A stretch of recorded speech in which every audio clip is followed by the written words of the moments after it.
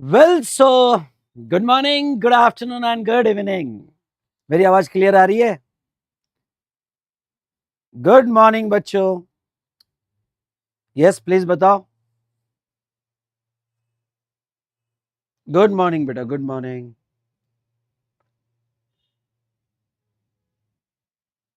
Good morning. तो चलिए, आज के रैपिड रिवीजन का हमारा टॉपिक है और वो है TDS and TCS and accounts and records. आपको पता है मैंने यहाँ पे बहुत से चैप्टर्स का रैपिड रिवीजन कंप्लीट किया है।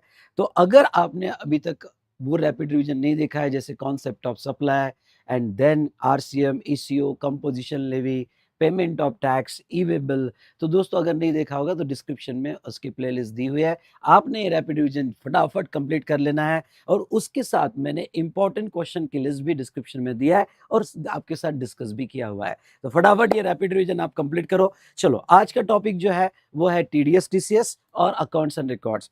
टीडीएस टीसीएस पे लास्ट टाइम भी क्वेश्चन आया था और इस बार भी क्वेश्चन आने के चांसेस है, इसलिए टीडीएस टीसीएस के चैप्टर को इग्नोर मत करना, क्योंकि जनरली आपसे क्या होता है कि जो आखिरी के टॉपिक थ्योरेटिकल टॉपिक है, आप सोचते हो कि भाई जीएसटी में क्या, तो सप्लाई पढ़ लो, वैल्यू ऑफ सप्लाई पढ़ लो, आईटीसी पढ़ लो, हो गया। नहीं भाई साहब, ओके, अभी अगर आप पेपर का ट्रेंड देखोगे और पिछले 2-3 अटेम्प्ट का पेपर देखोगे ना, तो आपको ये पता चल जाएगा कि जो e way bill, TDS, TCS, return, registration, ये टॉपिक भी अगर आप अच्छे से कर लेते हो और एटलीस्ट मेरा रिवीजन करके क्वेश्चन बैंक भी कर लेते हो, तो दोस्तों मैं आपको ये बात बताता हूँ कि इस पे सिंपल क्वेश्चन आते हैं और या एमसीक्यू में आते हैं, तो वो केस में आप अच्छा स्कोर कर सकते हो। तो चलिए शुरू करते हैं आज का topic, TDS TCS accounts and records. क्या आप रेडी हो? यस और नो?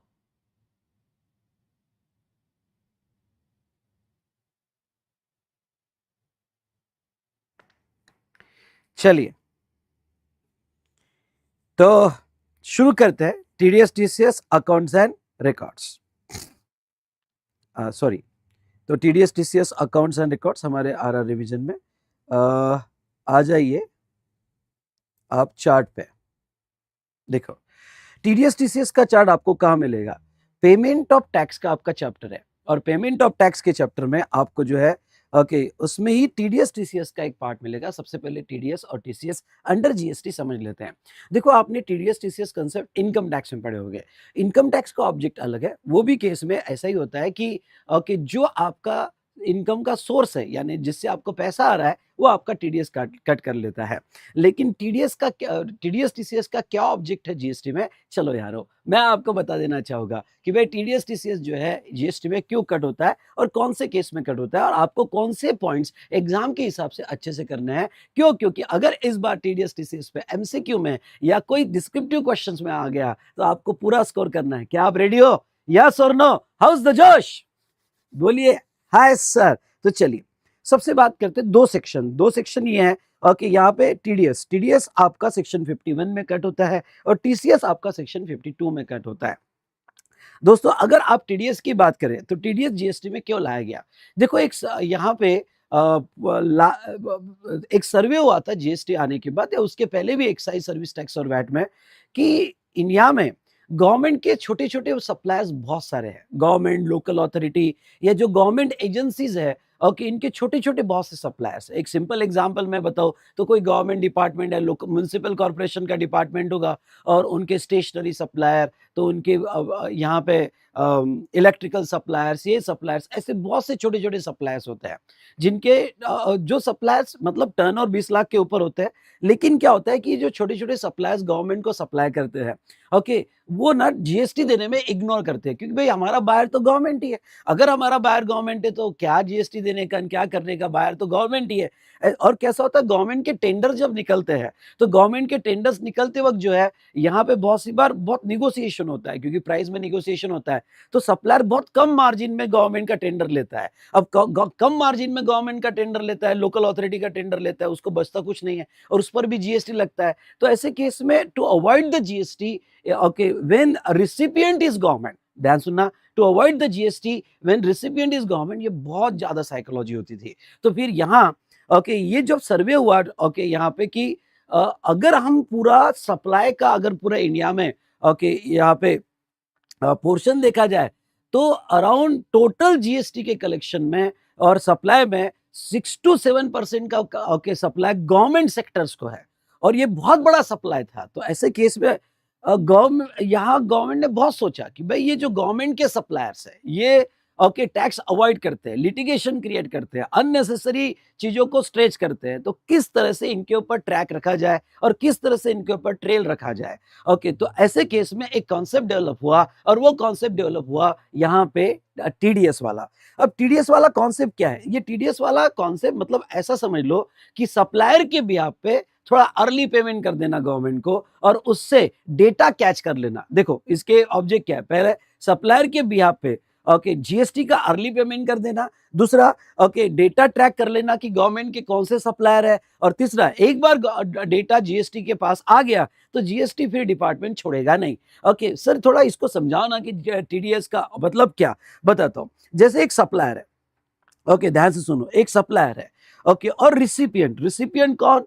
तो recipient notified category of recipient होने चाहिए। अब ये नोटिफाइड कैटेगरी ऑफ रिसिपिएंट मतलब क्या? मतलब हो सकता है गवर्नमेंट हो, लोकल अथॉरिटी हो, या गवर्नमेंट एजेंसी हो। मतलब देखो, लेने वाला गवर्नमेंट होगा, यानी सारे इंडिया के गवर्नमेंट डिपार्टमेंट। तो ये लर्न करके जाना। Sorry, who should be the recipient? तो रिसिपिएंट जो है government, local authority, government agency, या अगर हम देखें तो गवर्नमेंट अथॉरिटी। अब गवर्नमेंट अथॉरिटी यानी क्या? तो गवर्नमेंट अथॉरिटी यानी कि जिसमें गवर्नमेंट का 51% से ज्यादा स्टेक है, या कोई सोसाइटी एस्टेब्लिश बाय गवर्नमेंट, या पीएसयू, पब्लिक सेक्टर अंडरटेकिंग। यहां तक तो क्या था कि यहाँ ये गवर्नमेंट रिलेटेड एजेंसीज होगी। कौन कौन सी? एक बार मेरे साथ लर्न करो। अगर रिसिपिएंट, चलो मेरे साथ लर्न करो, अगर रिसिपिएंट गवर्नमेंट होगा, लोकल अथॉरिटी होगा, गवर्नमेंट एजेंसी होगा, या गवर्नमेंट अथॉरिटी होगा, okay, government agency, government authority, society establish by government, और पीएसयू, ये सारी गवर्नमेंट रिलेटेड एजेंसीज है। और उन्होंने जो है लास्ट ईयर में एक ऐड किया मेटल स्क्रैप वाला, metal scrap by register person to another person. ये मैं थोड़ा आपको बताऊंगा। अगर रिसिपिएंट, लेने वाला, नोटिफाइड पर्सन होगा तो टीडीएस की प्रोविजन एक्टिव हो जाएगी। चलो यहां तक समझा गया? यहां तक समझा तो मेरे साथ कम्युनिकेट करो, देख क्या रहे हो, वन टाइप करो, देखो आगे कितना और बढ़िया हम डिस्कस करने वाले हैं और रिवाइज करने वाले हैं। ओके, मेरे ये डिस्कशन के बाद फटाफट इमीडिएट क्वेश्चन यार पढ़ लेना। Okay, chapter is over, clear? Okay, तो ऐसे केस में रिसिपिएंट की अगर हम बात करें तो government, local authority, government agency, या ये नोटिफाइड पर्सन हो गए, तो ये केस में टीडीएस की प्रोविजन एक्टिव होगी। अब टीडीएस की प्रोविजन एक्टिव होगी मतलब क्या? मतलब लेट्स टेक एग्जांपल, सप्लायर है, और सप्लायर ने ओके गवर्नमेंट को सप्लाई या गवर्नमेंट रिलेटेड एजेंसीज को सप्लाई किया, जो नोटिफाइड पर्सन के डेफिनेशन में आती है। सर ये आरआर बैच यूट्यूब पे सेव रहता है क्या? जो लेक्चर में यूट्यूब पे लेता हूँ वो सेव ही रहता है यूट्यूब पे, ठीक है। तो अब देखो यहाँ पे ये सप्लायर जो है रिसिपिएंट को सप्लाई कर रहा है। ओ भाई साहब, वैल्यू कितना हो? 1 लाख का बिल बना है। अब 1 लाख का बिल बना है, जीएसटी 12,000। तो नॉर्मली ये बताओ, जीएसटी गवर्नमेंट को कौन देगा? ओके, मतलब ये गवर्नमेंट को जीएसटी कौन देगा? नॉर्मल लायबिलिटी किसकी होती है? ओके, जीएसटी पे करने की। भाई सप्लायर ने इनवॉइस बनाया, जीएसटी लगाया, तो ओके गवर्नमेंट को जीएसटी पे करना है। तो गवर्नमेंट को जीएसटी पे करना है, तो ये केस में ये बताओ यहाँ पे ओके जीएसटी कौन देगा? नॉर्मली सप्लायर ही देगा। ओके, नॉर्मली सप्लायर देगा। मतलब इसकी लायबिलिटी जो भी है, इसकी लायबिलिटी 12,000 हुई, 12,000 लेस कुछ आईटीसी होगा तो आईटीसी ले लेगा, और बाकी जो है ओके आईटीसी होगा तो लेगा, नहीं होगा तो नहीं, तो नहीं, इतना गवर्नमेंट को पे कर देगा। सुनो, ओके, इतना गवर्नमेंट को पे कर देगा। अब अज्यूम करते हैं कि इसका सप्लायर का कोई आईटीसी नहीं है। अज्यूम कर लिया अगर सप्लायर का कोई आईटीसी नहीं, आईटीसी होगा तो उसका डिडक्शन लेगा, और वो सप्लायर गवर्नमेंट को पे करेगा। ओ भाई साहब, ओके, अगर आप कनेक्टेड हो तो मेरे साथ इंटरेक्ट करो फटाफट। ओके, मैं कह रहा हूं आपको इंटरेक्ट करना है, और मैं कह रहा हूं समझा कि नहीं समझा तो फटाफट टाइप करके बताना है क्या। तो यहाँ पे ध्यान रखो सभी लोग। ओके, तो पास होना है ना आपको। चलिए, तो ऐसे सिचुएशन में ओके मुझे वो लोग बिल्कुल पसंद नहीं है जो इंटरेक्ट नहीं करते, सिर्फ सुनते रहते हैं, डम बिल्कुल ऐसा नहीं चाहिए। ओके, इंटरेक्ट होना चाहिए। तो ऐसे सिचुएशन में जहां तक देखा जाए तो अब टैक्स तो सप्लायर ही देगा ना। ओके, अब टैक्स तो बेटा सप्लायर ही देगा। अब टैक्स अगर सप्लायर देगा तो अब गवर्नमेंट ने क्या किया? अब ध्यान से सुनो, अब यहां ट्रिकी पॉइंट है, मेरे तरफ ध्यान देना। टैक्स तो सप्लायर ही देगा। ओके, टैक्स 12,000 ही देगा और सप्लायर ही देगा, फिर क्या होगा? अब गवर्नमेंट क्या कहती है, ये ना छोटे छोटे सप्लायर ना, ये ना टैक्स अवॉइड करते हैं, इनका डेटा, ये जो सप्लायर है जो गवर्नमेंट को ही सप्लाई करते हैं, इनका डेटा जीएसटी डिपार्टमेंट के पास नहीं आता है। ओके, ये अवॉइड कर देते हैं, क्यों? क्योंकि बायर रिसिपिएंट है। तो इनका डेटा कैसे कैप, एक स्टेशनरी वाला है, ओके, कोई इलेक्ट्रिकल वाला है, ये छोटे छोटे सप्लायर, इनका डेटा कैसे कैच करे? तो जीएसटी डिपार्टमेंट ने क्या सोचा, देखो रिसिपिएंट तो हमारी गवर्नमेंट है, चलो अलग अलग डिपार्टमेंट होगा, एग्रीकल्चर डिपार्टमेंट होगा, ये डिपार्टमेंट होगा, वो डिपार्टमेंट होगा, अलग अलग डिपार्टमेंट, पर है तो गवर्नमेंट। तो एक काम करते हैं, ओके, ये रिसिपिएंट को कहते हैं कि एक काम कर, जब तेरे को जीएसटी आएगा ना, और ये जो जीएसटी आएगा, तू इसको 12, ओके, तू इसको कितना पे करेगा, 1 लाख, और जीएसटी 12,000, तो गवर्नमेंट उसको 12,000 पे करेगा। तो ये जो रिसिपिएंट है, वो रिसिपिएंट को कहते हैं कि इसको पूरा 12,000 मत दे, ओके, इसको 12,000 मत दे, ओके, जो वैल्यू है, जो प्राइस है 1 लाख, ये 1 लाख का 2% कट कर ले। अब ये 1 लाख का 2% जो है, तो रिसिपिएंट जो है TDS, tax deducted at source, TDS cut कर ले, तो ये टीडीएस की प्रोविजन लग जाएगी, कितना, ओके, रेट है 2%, and deduction of TDS of supplier, एक लाइन प्रॉपर अपने को समझाओ, deduction of TDS of supplier, यानी रिसिपिएंट सप्लायर का, ए भाई सुनना मेरे, ओके, इधर ध्यान दे, रिसिपिएंट सप्लायर का, ओके, टैक्स डिडक्ट कर लेगा, यानी वो लायबिलिटी सप्लायर की है, पर कुछ परसेंटेज, ओके, टैक्स डिडक्ट कर लेगा, कितना, 2%, सीजीएसटी होगा तो 1%, एसजीएसटी होगा तो 1%, और आईजीएसटी होगा तो 2%, ऐसे 2%, ओके, इसका टैक्स डिडक्ट करके गवर्नमेंट को पे कर देगा। ओके, तो ये गवर्नमेंट को पे कर देगा, कितना भाई साहब, 2,000 पे कर देगा। अच्छा, ये क्या, ये जो इसने टैक्स पे किया 2,000, क्या ये अपना टैक्स पे किया क्या? नहीं नहीं, रिसिपिएंट ने अपना टैक्स नहीं पे किया, उसका टैक्स, ओ भाई साहब, उसका बिल इसने फाड़ा। ओके, तो जहां तक देखा जाए, इसने उसके बिहाफ पे कर दिया। और अब ये क्या करेगा रिसिपिएंट सप्लायर को बोलेगा, देख भाई 2,000 जो है तेरा मैं कट करके गवर्नमेंट को दे रहा हूँ, क्योंकि गवर्नमेंट का लॉ है ऐसा, ओके, गवर्नमेंट ने रूल बनाया है। अब मैं तुझे जो पे करूंगा, मुझे देना कितना था, 1,12,000, उसमें से 2,000 तो पहले ही मैंने गवर्नमेंट को तेरा दे दिया। ओके, तो अब बचा कितना, तो नेट पेमेंट ये करेगा 1,10,000 का। ओके, नेट पेमेंट करेगा 1,10,000 का। वो उनकी अकाउंटिंग एडजस्टमेंट है, हमको अकाउंटिंग एडजस्टमेंट में नहीं जाना है, हमें लॉ पढ़ना है, और हमें एग्जाम में क्या लिखना है, ओ भाई, ओके, हमें एग्जाम में ये लिखना है, ओके, ए बेटा, ओके, रिसिपिएंट तेरा 2,000 काटेगा, रिसिपिएंट मतलब ये नोटिफाइड पर्सन तेरे 2,000, ये नोटिफाइड पर्सन को तूने सप्लाई किया, तो ये नोटिफाइड पर्सन तेरे 2,000 कट करेंगे। ओके, तो अब यहां पे सप्लायर अपनी लायबिलिटी कंप्लीट करेगा, उसका तो सिर्फ टीडीएस कट किया गया, सप्लायर अपनी लायबिलिटी कंप्लीट करेगा। अब बताओ, ये सप्लायर अगर अपनी लायबिलिटी कंप्लीट करेगा, तो पहले तो ये बताओ कि गवर्नमेंट ये टीडीएस काटने का फायदा क्या हुआ? ओके, फायदा क्या हुआ? इससे फायदा ये हुआ कि भाई ये जो गवर्नमेंट है, इनका सप्लायर का डेटा, क्योंकि गवर्नमेंट ने इनका टीडीएस काटा होगा, तो गवर्नमेंट ने जब इनका टीडीएस काटा होगा, तो सारा डेटा, ओके, जीएसटी डिपार्टमेंट के पास चले गया। ओके, यानी गवर्नमेंट को रिटर्न, टीडीएस का रिटर्न देना पड़ता है, टीडीएस का पूरी डिटेल देना पड़ता है, तो जीएसटी डिपार्टमेंट के पास डेटा आ गया कि कौन कौन सप्लायर है। मतलब क्या, अब ये सप्लायर नहीं बच सकते, क्यों? क्योंकि टीडीएस काटना और उसका डिटेल आ जाना, तो भाई साहब अब गवर्नमेंट इन सप्लायर पे पूरा ट्रैक रखेगा कि तुम्हारे टीडीएस कटे हुए हैं, मतलब तुमने धंधा किया हुआ है। ओके भाई साहब, जीएसटी देना पड़ेगा, और गवर्नमेंट सप्लायर पे पूरा ट्रैक रखेगा, ये उसका ऑब्जेक्ट था। ए भाई, समझा क्या नहीं समझा? यस। अब आया सप्लायर। ओके, सप्लायर की लायबिलिटी कितनी थी? सप्लायर की लायबिलिटी थी 12,000। ओ 12,000। ओके, अब आप बोलोगे क्या सप्लायर को पूरे 12,000 पे करना पड़ेगा क्या गवर्नमेंट को? ए बोल, सप्लायर को आप बोलोगे, ए सप्लायर तू पूरा 12,000 पे कर, वो बोलेगा मैं पूरा क्यों कैसे पे करूं, मेरा ऑलरेडी 2,000 डिडक्ट किया हुआ है। ओके, मतलब मेरी लायबिलिटी 12 थी, मैं मानता हूं। ओके, मेरी लायबिलिटी 12 थी, मैं मानता हूं, लेकिन उसमें से मेरे बिहाफ पे तो उसने टीडीएस काटा हुआ है ना, गवर्नमेंट को दे दिया है, तो मैं पूरा क्यों पे करूं? तो अब सप्लायर कितना पे करेगा भाई साहब? तो अब देखो मैकेनिज्म कैसा है नाउ। ओके, इसने रिसिपिएंट ने जो भी टीडीएस काटा, कितना टीडीएस काटा? 2,000, ये सप्लायर के कैश लेजर में आ जाता है। ओके, ये जो टीडीएस कटा हुआ पैसा है, ये टीडीएस कटा हुआ पैसा सप्लायर के कैश लेजर में आता है। इसलिए पेमेंट ऑफ टैक्स चैप्टर अगर आप देखते हो, तो पेमेंट ऑफ टैक्स में ई कैश लेजर में, ओके, ई कैश लेजर देखो, याद करो मैंने रिवाइज किया था, ई कैश लेजर के क्रेडिट साइड में, ओके, आपने जो पैसा डिपॉजिट किया बैंक को आता है, और किसी ने अगर टीडीएस टीसीएस कट किया होगा, तो वो भी पैसा इसमें जमा हो जाता है, यानी वो आपका ही कैश पेमेंट माना जाता है। ओके, तो आपके कैश लेजर में आता है। तो चलो भाई साहब, सप्लायर खुश हो गया। सप्लायर क्या खुश हो गया कि मेरे कैश लेजर में आ रहा है क्या? हाँ, फिर ठीक है, मेरे वैलेट में आ गया। ओके, मेरा कटा हुआ पैसा मेरे वैलेट में आ गया। अगर मेरे वैलेट में आ गया तो कोई बात नहीं भाई। ओके, मैं अब इसको जो यूज करूंगा, सुनो, इसको जो मैं यूज करूंगा, ओके, मैं मेरे यहाँ पे मेरा जो टैक्स है 12,000 के लिए 2,000 यूज कर लूंगा।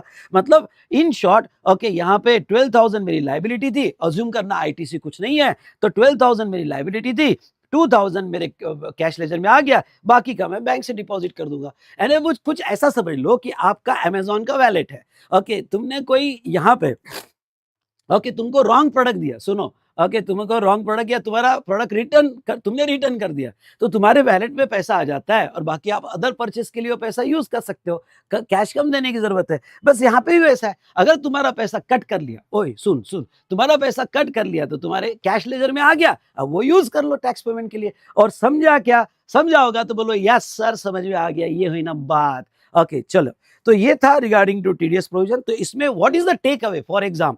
Okay, take away for exam कि सेक्शन 51 का टीडीएस की प्रोविजन तभी लगती है जब रिसिपेंट नोटिफाइड पर्सन हो। अब नोटिफाइड पर्सन में ये लिस्ट लर्न करके जाना। ओके, और लास्ट वाला देखो क्या है, अगर supply metal scrap by registered person to another registered person, अगर कोई मेटल स्क्रैप एक registered person to another registered person supply करता है, तो वो सिचुएशन में जो भी है, ओके, टीडीएस कट होगा। ओके, ए समझा? ओके, चलो यस सर बोलो। Okay, done. तो अब देखो यहाँ पे, ये तो हमने देख लिया। ओके, नोटिफाइड पर्सन पहला टेक अवे। दूसरा टेक अवे क्या है? अगर टीडीएस क्या रेट से कटेगा? टीडीएस 2% रेट से कटेगा। ओके, 2% ऑफ वैल्यू, मतलब सीजीएसटी 1%, एसजीएसटी 1% और आईजीएसटी होगा तो 2%। सर, आईजीएसटी के केस में भी टीडीएस कटेगा क्या? बिल्कुल। ओके, सप्लायर महाराष्ट्र का है और गवर्नमेंट गुजरात की है। ओके, महाराष्ट्र का सप्लायर गुजरात गवर्नमेंट को सप्लाई कर रहा होगा तो गुजरात गवर्नमेंट आईजीएसटी का टीडीएस काटेगी। तीसरा टेक अवे क्या है? तीसरा टेक अवे यहाँ पे है कि जो भी टीडीएस का पैसा कट होगा, ओके, यहाँ पे वो सप्लायर के कैश लेजर में आएगा और सप्लायर अपने असेसमेंट में यूज कर लेगा। ओके, चलो टीडीएस की प्रोविजन पढ़ लेते हैं फटाफट। टीडीएस की प्रोविजन पढ़ लेते हैं। Okay, who is liable to deduct TDS? तो टीडीएस यहाँ पे ये लिस्ट लर्न करके जाना, कौन कौन, government, central government, state government, local authority, government agency, PSU, society establish under government, authority और board establish by government. Okay, उसके बाद में registered person of metal class to another registered person of metal scrap.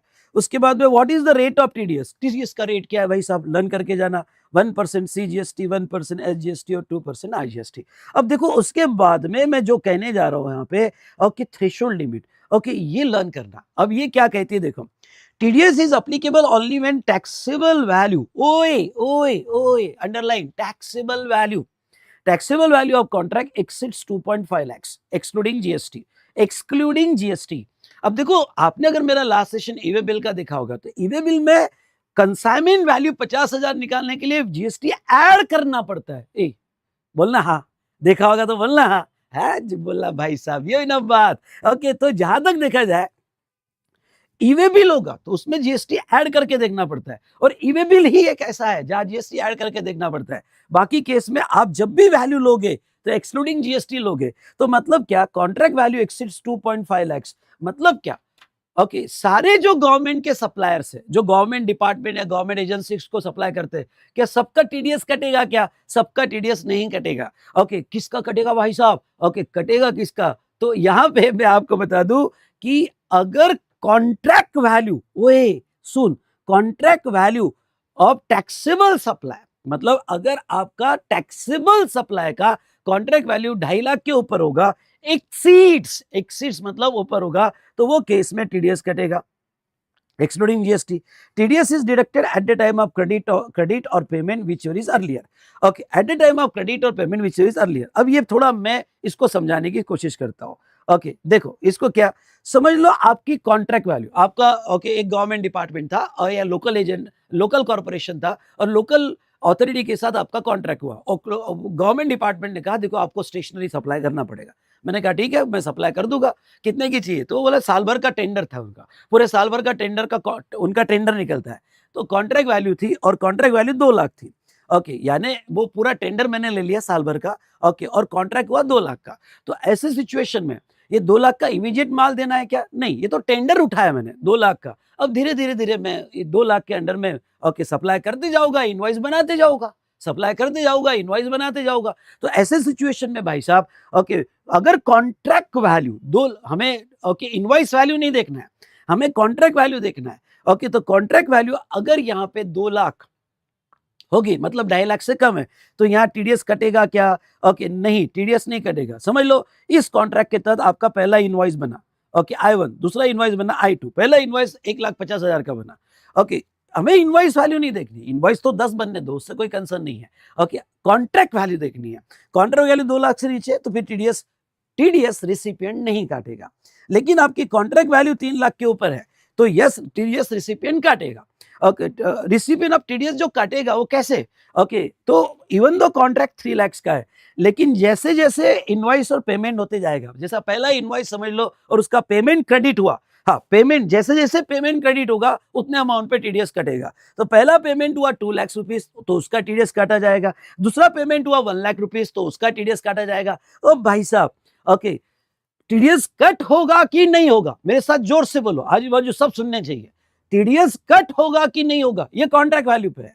पर TDS जो कटेगा उस contract के under में जैसे जैसे पेमेंट आएंगे, उस कॉन्ट्रैक्ट में जैसे जैसे पेमेंट आएंगे, उस अमाउंट पे रिसिपिएंट टीडीएस कट करेगा। और ये समझाओगा तो फटाफट कहिए और 2 टाइप कीजिए कि यस सर समझ गया। और अभी तक लाइक नहीं किया क्या यार? लाइक करो, शेयर करो, और अपनी कमेंट जरूर देना जो भी ऑफलाइन यहाँ पे देख रहे हैं। तो ये हमने देखा कि आपका टीडीएस पेमेंट समझा क्या? ये प्लीज बताओ, जितने भी स्टूडेंट कनेक्टेड है प्लीज बताओ, समझा कि नहीं समझा? चलो, तो ये हमने देखा कि टीडीएस कैसे कटेगा। उसके बाद में ड्यू डेट। भाई अब देखो, ये रिसिपिएंट ने टीडीएस तो काट लिया, सुनो, ये रिसिपिएंट ने टीडीएस तो काट लिया। अब ये रिसिपिएंट ने टीडीएस कट करने के बाद इसको तो गवर्नमेंट को देना है ना, तो वो कैसे देगा? ये भी मंथली बेसिस पे देखा। ये भी मंथली, यानी पूरे मंथ का जो भी लोगों का समझ लो 100 सप्लायर्स है। एक गवर्नमेंट डिपार्टमेंट है, उसके 100 सप्लायर्स है, तो 100 लोगों का उसने टीडीएस काटा होगा, तो एक साथ गवर्नमेंट को मंथली बेसिस पे देगा। डिडक्टर, जिसने टीडीएस डिडक्ट किया होगा, shall deposited the TDS deducted by 10th of succeeding month। ओए सुन रे, मतलब अगले महीने के 10 तारीख तक पूरा पैसा टीडीएस काटा हुआ गवर्नमेंट को जमा करना पड़ेगा। TDS certificate GSTR 7A to be provided to deductive. अब टीडीएस कटा, उसका सर्टिफिकेट सप्लायर को भेजना पड़ेगा कि तेरा टीडीएस काट के हमने दे दिया गवर्नमेंट को। फिर मत बोलना देख भाई तेरा टीडीएस हमने गवर्नमेंट को दे दिया, फिर बोलने का नहीं। अपन ऐसा ही है। तो ऐसे सिचुएशन में वो सर्टिफिकेट सप्लायर को भेज देगा। टीडीएस रिटर्न भी देना पड़ेगा। अब रिटर्न क्यों देना पड़ेगा? डेटा भेजना पड़ेगा ना गवर्नमेंट को। गवर्नमेंट डेटा के लिए तो सब कुछ कर रही है। तुमने टीडीएस पे कर दिया, गवर्नमेंट को पैसा थोड़ी चाहिए, और पैसा मिलता है तो बात अलग है। लेकिन पैसे से ज्यादा डेटा चाहिए। अब तुम गवर्नमेंट को डेटा कैसे दोगे कि कौन कौन सप्लायर दे, किसका किसका टीडीएस काटा, कितना वैल्यू था, कॉन्ट्रैक्ट वैल्यू कितनी थी, सब डेटा दो गवर्नमेंट को। तो रिसिपिएंट जो है सब डेटा देगा गवर्नमेंट को। तो यहाँ पे टीडीएस रिटर्न, तो यस, टीडीएस रिटर्न 7 में जाएगा। अब थोड़ा ये लर्न करना, रिटर्न 7 में है और टीडीएस सर्टिफिकेट 7A में है। और टीडीएस रिटर्न जाएगा ऑन और before 10 day of the month succeeding the calendar month. मतलब क्या? अगले महीने के 10 तारीख तक, ये सुन, अगले महीने के 10 तारीख तक ये रिसिपिएंट ने जो टीडीएस काटा हुआ है, तो रिसिपिएंट उसका टीडीएस भी पेमेंट कर देगा, और जिसका जिसका टीडीएस कटा है, उसका सारा डेटा भी गवर्नमेंट को दे देगा। तो नॉन कंप्लायंस अगर नहीं दिया तो रिसिपिएंट ने, बहुत से गवर्नमेंट डिपार्टमेंट है लिथार्जिक होते हैं, काम नहीं करते, तो नहीं टीडीएस के कंप्लायंस किए, तो अगर किसी गवर्नमेंट डिपार्टमेंट ने टीडीएस के कंप्लायंस नहीं किया और लेट टीडीएस दिया, तो 18% का इंटरेस्ट तो लगाएगी, क्योंकि टीडीएस विद इन टाइम पे नहीं किया, गवर्नमेंट डिपार्टमेंट पे लगाएगी। हाँ, गवर्नमेंट डिपार्टमेंट पे लगाएगी, और पेनल्टी भी लगाई जाएगी। तो गवर्नमेंट डिपार्टमेंट को रफ स्टेट पेनल्टी भी लगेगा। एग्रीकल्चर डिपार्टमेंट, अर्बन डिपार्टमेंट, ये डिपार्टमेंट, वो डिपार्टमेंट, लोकल अथॉरिटी, सबको देना पड़ेगा। सबको पैसा देने का पड़ेगा। तो देना है यहाँ पे। उसके बाद में ये टीडीएस जो लिया वो ई कैश लेजर में जमा हो जाएगा। आपका जो भी टीडीएस कट किया गया वो ई कैश लेजर में जमा हो जाएगा।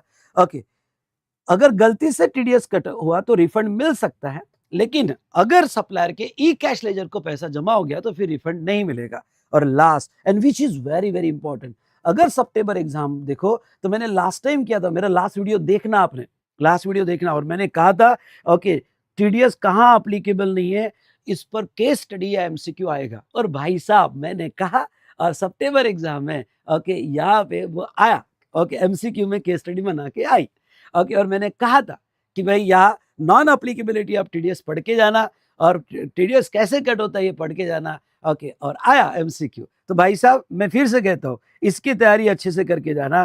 टीडीएस कहाँ कहाँ कट नहीं होता है। Value of taxable supply in a contract value okay less than और इक्वल्स टू 2,50,000। ओके अगर 2,50,000 है उससे कम कॉन्ट्रैक्ट वैल्यू होगी तो टीडीएस कट नहीं होगा। उसके बाद में अगर कोई आप ऐसा सप्लाई कर रहे हो नोटिफाइड पर्सन को जो एग्जम्प्ट है तो एग्जाम का टीडीएस क्यों काटेंगे भाई? एग्जाम पे कॉमन सेंस है, जीएसटी नहीं आता है तो टीडीएस किस बात का है? ओके तो टीडीएस नहीं कटेगा। सप्लाईज अंडर आरसीएम ओके अगर आपका सप्लाई कुछ ऐसा है कि जो आरसीएम में आता है, ओके समझ लो आपने सर्विस सप्लाई जीटीए सर्विस है आरसीएम में आती है जहाँ गवर्नमेंट 100% लायबल है, ओके या स्पॉन्सरशिप सर्विस है रिसिपिएंट है जहां गवर्नमेंट 100% लायबल है, वॉट एवर इट में भी सप्लाई अंडर आरसीएम होगा तो वहां टीडीएस रिसिपिएंट टीडीएस काटेगा ही नहीं, पूरा 100% ही टैक्स देगा। सप्लायर इज अनरजिस्टर्ड पर्सन, अगर सप्लायर अनरजिस्टर्ड पर्सन है और वो अनरजिस्टर्ड पर्सन गवर्नमेंट को सप्लाई कर रहा है तो वो केस में टीडीएस नहीं कटेगा। और ये वाला पार्ट ना भाई ये ओके मैंने तो यहाँ इतना सा दिया बड़ा बड़ा काम का है, very important, okay very important। LOS POS are in same state but LOR in different state, location of recipient in different state। अब थोड़ा ये वाला पार्ट समझ लो, ओके तो मैं थोड़ा ये समझा देता हूं। समझ लो स्टेट ऑफ महाराष्ट्र और state of Gujarat, okay state of Maharashtra और गुजरात। महाराष्ट्र सप्लायर जो है महाराष्ट्र में और यहाँ गुजरात में ले लो सूरत लोकल अथॉरिटी, सूरत लोकल अथॉरिटी मतलब कॉरपोरेशन ऑफ सूरत गुजरात की। अब ये जो सूरत लोकल अथॉरिटी है इसने सप्लायर को बोला कि देख बॉम्बे में हमारा एक डिपार्टमेंट है, इनका सूरत लोकल अथॉरिटी का एक डिपार्टमेंट है बॉम्बे में इनका, तो तू ना कुछ गुड्स का सप्लाई हमारे मुंबई में ही ओके मुंबई में ही गुड्स का सप्लाई ओके वहां पे तू कर दे, पेमेंट हम करेंगे, बिल हमारे नाम पे भेज। यानी ये जो है ये डिलीवरी यहां करेगा, ओके ये जो है डिलीवरी महाराष्ट्र में ही करेगा,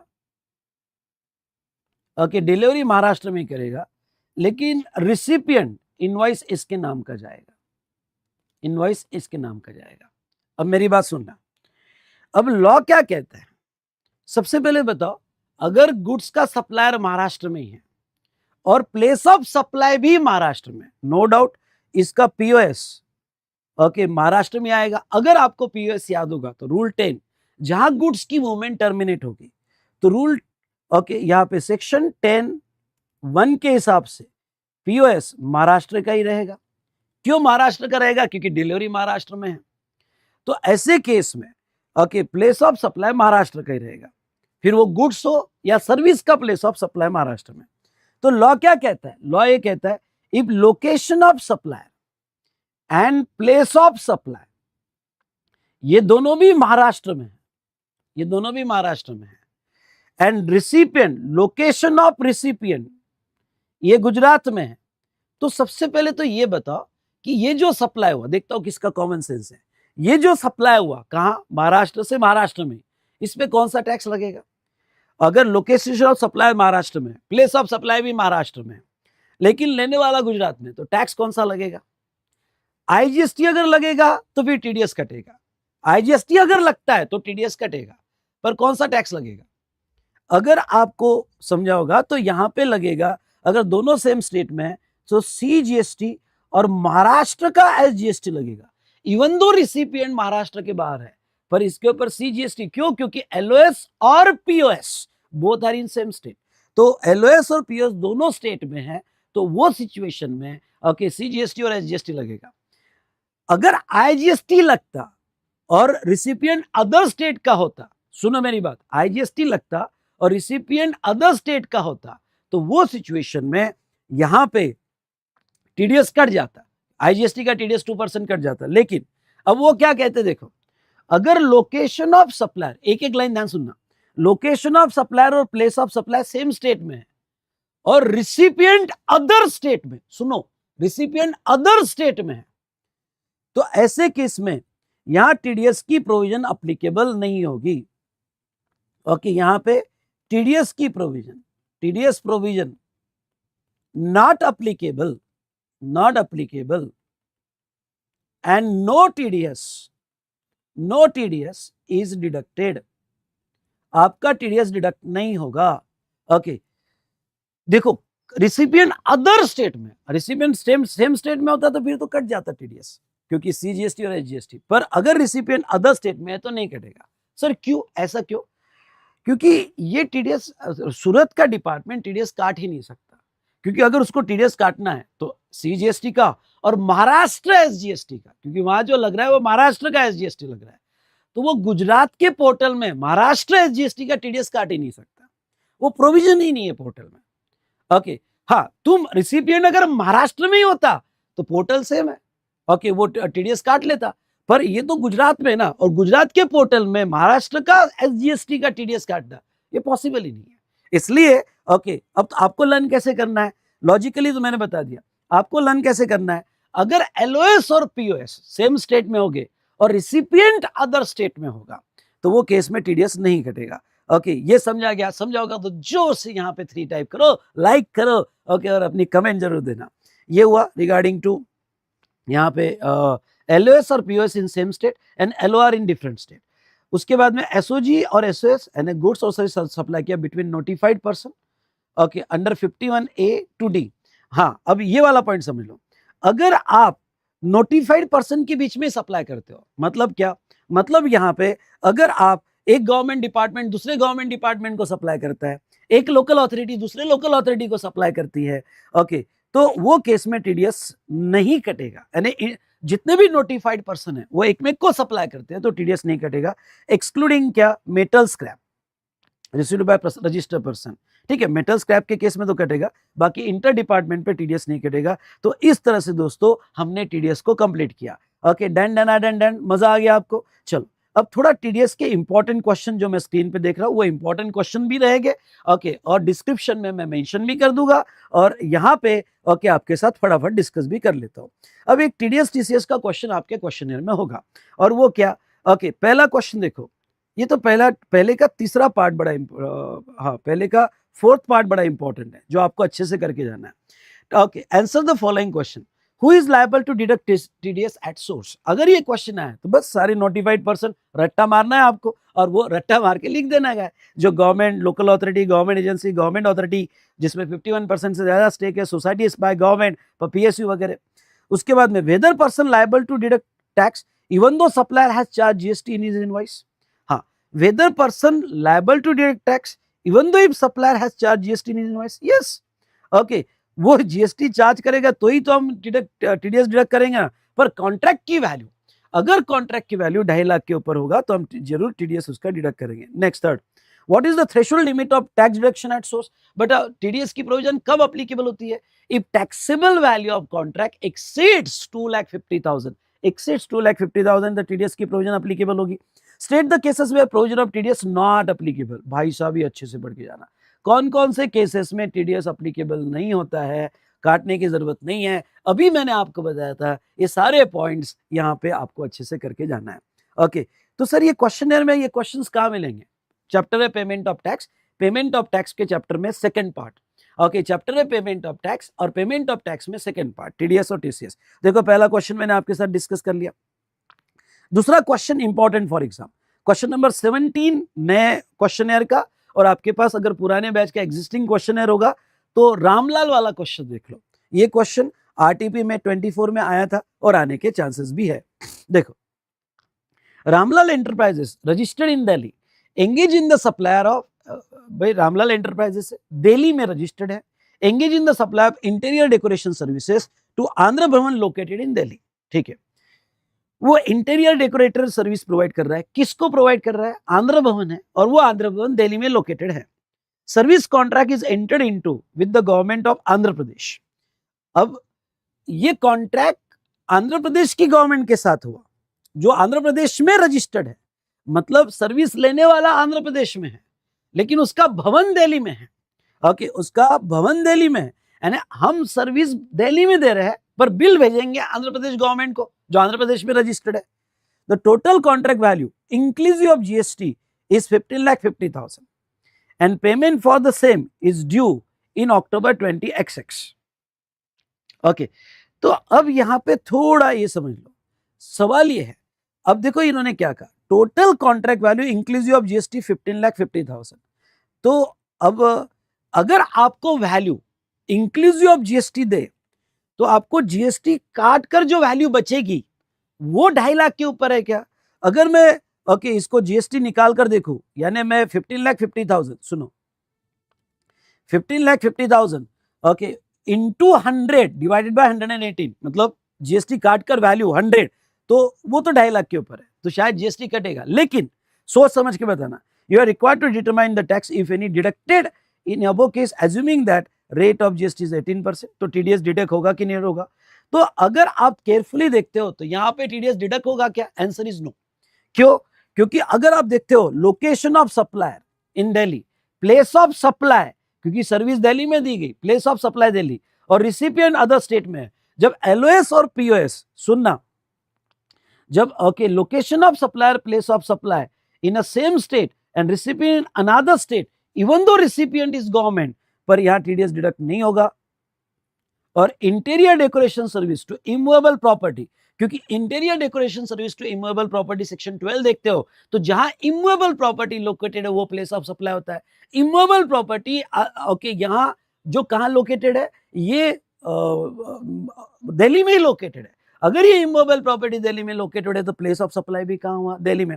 आंसर लिखते वक्त ध्यान रखना कि भाई अगर आपने गवर्नमेंट को सप्लाई किया, कॉन्ट्रैक्ट वैल्यू 2,50,000 से ज्यादा सप्लाई किया, ओके तो वो सिचुएशन में टीडीएस कटेगा। दूसरा यहाँ पे टीडीएस कब नहीं कटेगा? एलओएस और पीओएस और रिसिपिएंट अदर स्टेट में। अब पीओएस अपने कॉमन सेंस से मत लेना, सर्विस है, और आपने पढ़ा है सर्विस है, इमूवेबल प्रॉपर्टी से रिलेटेड है, सेक्शन 12 आपको याद आना चाहिए, और सेक्शन 12(3) के हिसाब से जहां इमूवेबल प्रॉपर्टी होगी वो उसका प्लेस ऑफ सप्लाई होगा। तो ऐसे केस में यहाँ पे प्लेस ऑफ सप्लाई दिल्ली होगा, ओके, और यहाँ कोई टीडीएस डिडक्ट नहीं होगा। उसके बाद में next, would your answer different if Ramlal Enterprises registered as a composition scheme? No. Okay, composition scheme में भी होगा तो भी टीडीएस कटता है। Very important point, composition scheme में भी होगा तो भी टीडीएस कटता है। Okay, be careful in this area. चलो, ये क्वेश्चन है, क्वेश्चन नंबर 17 अच्छा था। ओके, पढ़ के जाना। क्वेश्चन नंबर 18 देखो क्या है। Mister Bholuram, a supplier located in Meerut, UP, supplied the bed sheets, pillow cover, blanket to government agency। तो आपको क्लिक हो जाना चाहिए कि ये भोलूराम सप्लायर है, गवर्नमेंट को सप्लायर कर रहा है, गवर्नमेंट को सप्लायर कर रहा है, तो शायद टीडीएस की प्रोविजन आ सकती है। ओके, और government agency registered in UP under a contract, ठीक है। The total contract value is 4,61,000 excluding GST. The value of supply is bifurcated as blanket 600, this one and pillow. Is government agency required to deduct TDS while making the payment to Mr. Boluram under section 51? And yes, determine the amount of tax to be deducted. पहले तो ये बताओ, government agency को TDS deduct करना पड़ेगा क्या? अगर आपकी कॉन्ट्रैक्ट वैल्यू, सुनो, ब्लैंकेट है, बेडशीट्स है, पिलो कवर्स है, ओके, और यहाँ सारे टैक्सेबल है, तो देखो अगर आपकी कॉन्ट्रैक्ट वैल्यू 2,50,000 विदाउट जीएसटी जाती है, तो ये 4,61,000 है, और वो एक्सक्लूडिंग जीएसटी है, तो डेफिनेटली एक्सीड्स 2,51,000, तो आपका यहाँ पे टीडीएस कट किया जाएगा। अब टीडीएस कितना कट किया जाएगा? तो यहाँ पे आपका जो कॉन्ट्रैक्ट वैल्यू था 4,61,000 का 1% आपका टीडीएस कट होगा। अच्छा, ये टीडीएस जो है यहाँ मीरत यूपी में है, ओके, टीडीएस कौन सा कट करोगे? आईजीएसटी, सीजीएसटी और एसजीएसटी का। तो सप्लायर भी यूपी में, लेने वाला भी यूपी में है, ओके, तो 1% ईच, यानी सीजीएसटी का 1% और एसजीएसटी का 1% ईच आप टीडीएस डिडक्ट करोगे। ओके, ये प्रॉब्लम समझ में आया क्या? ये प्रॉब्लम समझ में आया तो बोलो डन, क्लियर। ओके, उसके बाद में 3, Mohan register person. Okay, next, ये भी इंपॉर्टेंट कर दो, ये भी पढ़ के जाना क्वेश्चन। ओके, मोहन वाला देखो, Mohan, a registered person in Salem, Tamil Nadu make intrastate supply of taxable goods amounting to 13,57,000 inclusive of GST. ए सुन, इंट्रास्टेट है, ओके, इंट्रास्टेट होगा तो सीजीएस टीडीएस कटेगा, इंटरस्टेट भी होगा तो टीडीएस कटेगा। सिर्फ कब टीडीएस नहीं कटेगा? जब एलओएस और पीयूएस सेम स्टेट में है, रिसिपिएंट अदर स्टेट में है, अदर स्टेट में है। तो देखो यहाँ पे इंट्रास्टेट सप्लाई हुआ, फिर 13,57,000 का हुआ, इंक्लूसिव ऑफ जीएसटी है, तो इंक्लूसिव ऑफ जीएसटी तो क्लिक होना चाहिए, और रिसिपिएंट पीएसयू है तो supply, okay, recipient PSU, PSU notified person है, पीएसयू नोटिफाइड पर्सन है और सप्लायर है तो टीडीएस कट किया जाएगा। सुन मेरे भाई सुन, यहाँ टीडीएस कट किया जाएगा। चलिए, टीडीएस कट किया जाएगा।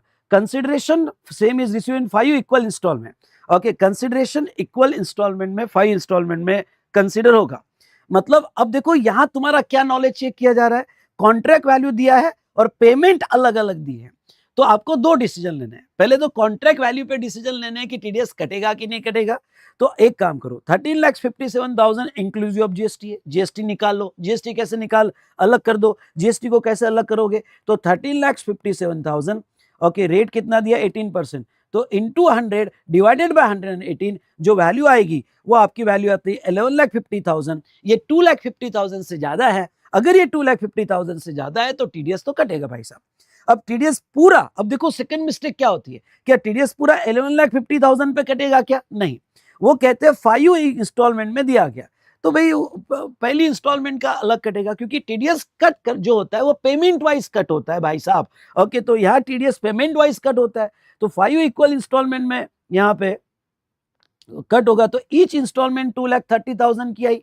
ओके, मतलब 11,50,000 डिवाइडेड बाय 5, तो ईच इंस्टॉलमेंट 230 के, तो 230 का 1% ईच, तो आपका टीडीएस कट होगा। ओके, अब आगे वो क्या कहते हैं देखो। Okay, what is the period by which TDS is required to be deposited government? जो टीडीएस काटा गया, ओके, वो कब देना है? तो अगले महीने की 10 तारीख देना है। चलिए, सारे क्वेश्चंस हमने इंपॉर्टेंट देख लिए। ओके, मजा आया होगा तो डन डन डन लाइक करो, शेयर करो, और ज्यादा से ज्यादा इसका बेनिफिट स्टूडेंट्स को होना चाहिए। तो चलिए भाई साहब, ओके, ये हमने खत्म किया क्या? टीडीएस। अब बात करेंगे किसकी? टीसीएस की। ओके, मजा आया? मजा आया होगा तो जितने भी स्टूडेंट कनेक्टेड है एमजेड टाइप करो। क्यों? क्योंकि इस बार आपको 40 पार लेना है। ओके, एमजेड क्या होता है? मजा आ गया, मजा आ गया। ठीक है, तो चलिए, तो चलिए सर, ये क्वेश्चन बुक हम पीडीएफ मिल सकती है क्या? नहीं बेटा, ये क्वेश्चन बुक आपको बाय करना पड़ेगा। अगर आपको रिसेंट बाय करना है फिजिकल कॉपी, तो आप vsmartacademy.com पे बाय कर सकते हो। आपको ये कॉपी आने के लिए जब भी ऑर्डर दोगे वहां से 6 से 7 दिन लगेंगे, पर आपको ऑर्डर देना पड़ेगा फिजिकल कॉपी। ठीक है, चलो अब आते हैं टीसीएस। ओके, सेक्शन 52 पे सुनो, टीसीएस पे आते हैं, सेक्शन 52 पे। सर ये टीसीएस क्या होता है? ओके, वर्ड है tax collected at source. Now मैं आपको बताता हूँ, 2018 के बाद ई कॉमर्स इकोनॉमी इंडिया में बहुत बढ़ गई, बहुत बढ़ गई ई कॉमर्स। ई कॉमर्स मतलब क्या होता है सिंपल वे में?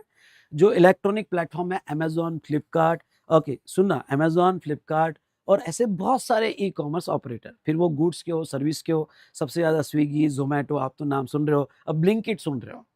तो ई कॉमर्स एक्टिविटी बहुत ज्यादा होगी। तो गवर्नमेंट ने अपने जीएसटी कलेक्शन में ये देखा कि ई कॉमर्स का रोल बड़ा हो सकता है, क्योंकि ये वेल ऑर्गेनाइज सिस्टम है, ऑनलाइन सिस्टम है, बिल्कुल क्लियर डेटा मेंटेन करता है। ओके, तो क्या हम कलेक्शन मैकेनिज्म में ई कॉमर्स का कुछ हेल्प ले सकते हैं? और जो लोग ई कॉमर्स के थ्रू सप्लाई कर, अभी बहुत छोटे छोटे लोग अमेजोन पे रजिस्टर्ड हो जाते हैं। ओके, अभी मैंने आपको ये बताऊं कि अमेजोन पे अभी मेरे एक कंसर्न ने, रिलेटिव ने बिजनेस स्टार्ट किया, ओके, यहाँ पे, तो वो फ्लैश कार्ड वगैरह ऐसे छोटे छोटे बस स्टार्ट किया और अमेजोन पे रजिस्टर्ड हो गए।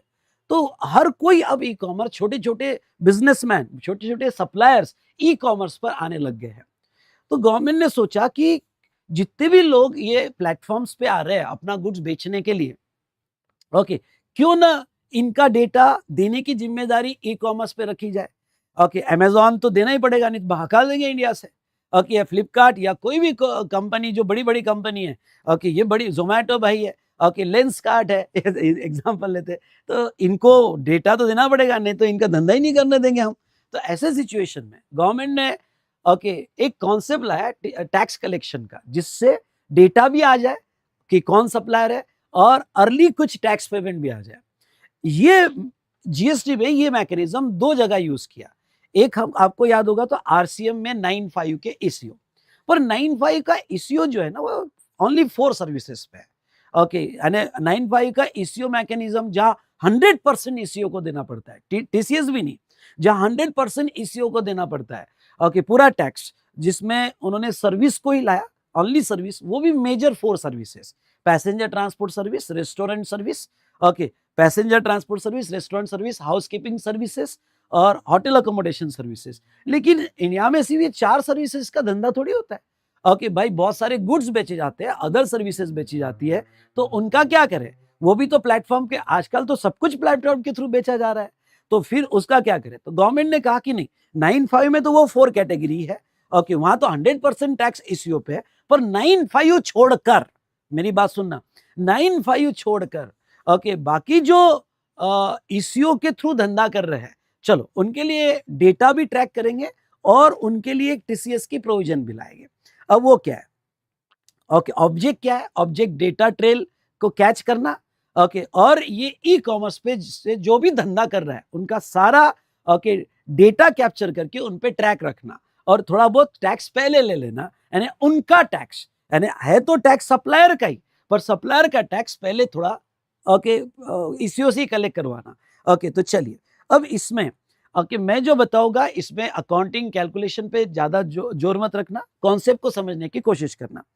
अगर कोई सप्लायर है, ओके सुनो, अगर कोई सप्लायर है और वो अपना गुड्स और सर्विसेज ईसीओ के थ्रू कस्टमर को बेच रहा है, मतलब उसने अमेजॉन के प्लेटफॉर्म पे, फ्लिपकार्ट के प्लेटफॉर्म पे या कोई सर्विस के प्लेटफॉर्म पे अपनी सर्विस रखी और उसके थ्रू कस्टमर को अपना माल बेच रहा है, तो बेसिकली 9(5) छोड़ दिया जाए, ओके, और उन्होंने कहा ईसीओ अदर देन 9(5), सुनना, ईसीओ है आपका और ईसीओ अदर देन 9(5) है, तो ही ये टीसीएस की प्रोविजन आएगी। 9(5) होगा तो 100% लायबिलिटी आ जाएगी। तो अगर ये सप्लायर ऐसे ईसीओ के थ्रू बेच रहा है जो 9(5) में नहीं आते और ईसीओपीएन के थ्रू बेच रहा है, अब सेकंड कंडीशन, ओके, अब सॉरी, अब मैं आपको बताता हूँ, टैक्स तो सप्लायर को ही देना है। अब समझ लो सप्लायर ने बिल बनाया, ओके, आपने अमेजोन के थ्रू, ओके, ये जो है यहाँ पे टैब खरीदा, अमेजोन के थ्रू टैब खरीदा, तो ये सप्लायर है टैब का, ओके, टैब का सप्लायर है, इसका अमेजोन पे प्रोडक्ट रजिस्टर्ड था, आपने खरीदा, आप क्या करोगे? ओके, तो आप जो है अमेजोन को पे करोगे, पेमेंट आपका अमेजोन को जाएगा और अमेजोन आपका पैसा पहले कलेक्ट करेगा और बाद में इसको रिमिट कर देगा। किसको रिमिट कर देगा? सप्लायर को, क्योंकि टैब सप्लायर का था। ओके, या आपने मोबाइल का केस खरीदा, मोबाइल खरीदा वॉटर इट में भी, अब देखो सप्लायर आपके नाम का बिल बना के दे रहा है, प्राइस है 1 लाख, जीएसटी है 12,000 टोटल, ओके, 1,12,000, मतलब ओरिजिनल बिल सप्लायर का रहता है, अमेजोन का सपोर्टिंग बिल रहता है, तो ये 12,000 का टैक्स तो सप्लायर को ही देना भाई, ये तो टैक्स सप्लायर को ही देना पड़ेगा अगर ये 9(5) के इश्यू नहीं है तो। लेकिन अब पूरा मैकेनिज्म कैसा है? अगर पॉइंट नंबर 1, सप्लायर ने अपना गुड्स इश्यू के थ्रू बेचा, पहला take away, issue other than 9(5) है और इश्यू जो है आगे बेच रहा है जिसका कंसीडरेशन इश्यू का आ रहा है, हाँ, टेक अवे 2, ओके, पैसा इश्यू के थ्रू आ रहा है, यानी इश्यू पैसा कलेक्ट कर रहा है, तो अब लॉ क्या कहता है? ये इश्यू जिसने पैसा कलेक्ट किया, बाद में वो रेमिट कर देगा, ये इश्यू जिसने पैसा कलेक्ट किया वो इस कलेक्शन का टैक्स काट लेगा, ओके, ये इस कलेक्शन का एक छोटा सा टैक्स काट लेगा और वो गवर्नमेंट को पे करेगा on the behalf of supplier, okay, यानी ये टैक्स सप्लायर का ही है, ये सप्लायर के वैलेट में आएगा, पर जिम्मेदारी इसको दी गई इश्यू को। तो समझ लो, ओके, 1 लाख का प्राइस था, जीएसटी 12,000 था, तो ये, ओके, आपने अमेजोन को 1,12,000 पे कर दिए, बेस कितना था? 1%, तो जो आपकी बेस वैल्यू है, ओके, प्राइस, उसका सीजीएसटी 0.25%, एसजीएसटी 0.25% और आईजीएसटी 0.5% लर्न करना पड़ेगा, तो उसका टीसीएस 1 लाख का छोटा सा टैक्स अमाउंट, ओके, 500 रुपए ये अमेजोन ईसीओ गवर्नमेंट को पे कर देगा। अच्छा, ये टैक्स क्या ईसीओ के खुद का है क्या? नहीं नहीं नहीं नहीं, वो खुद का नहीं है, ओके, जो सप्लायर का माल था उसका जो लायबिलिटी था, सप्लायर की लायबिलिटी एक छोटी सी, वो गवर्नमेंट को दे रहा है। अच्छा, ये छोटी सी लायबिलिटी देने का ऑब्जेक्ट क्या है? To track the data, to track, इससे क्या हो जाएगा? ओके, ईसीओ से डेटा गवर्नमेंट के पास आ जाएगा और गवर्नमेंट को ये पता चल जाएगा कि जितने भी सप्लायर ईसीओ के थ्रू बेच रहे हैं, ओके, वो उनका वैल्यू क्या है, क्या बेच रहा है। तो गवर्नमेंट इनके ऊपर ट्रैक रखेगा कि ये प्रॉपर जीएसटी पे कर रहे हैं कि नहीं कर रहे हैं। ओके, छोटा सा टैक्स आ गया 500 रुपए पहले, लेकिन उसके बेस पर इन सप्लायर पे पूरा ट्रैक रखा जाएगा कि वो पेमेंट उनके जीएसटीआर 1 आ रहे हैं क्या, सप्लायर के जीएसटीआर 3 भी आ रहे हैं क्या, सारे वो कंप्लायंसेस कर रहे हैं कि नहीं कर रहे हैं।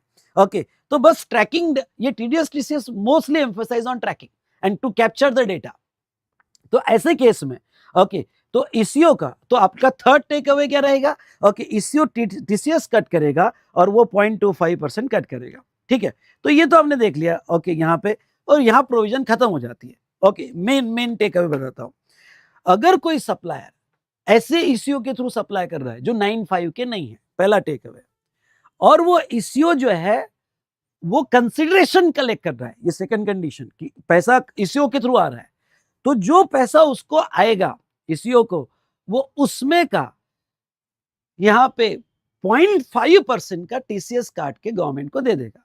क्या टीसीएस उसका टैक्स है क्या? नहीं, वो सप्लायर का टैक्स है और वो पे कर देगा। वो टेक अवे।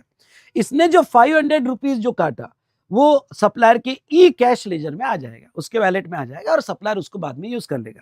यानी सप्लायर को तो टैक्स 12,000 ही देना है, पर ये 500 रुपए जो उसका टीसीएस कट किया हुआ है, वो पैसा यूज कर लेगा।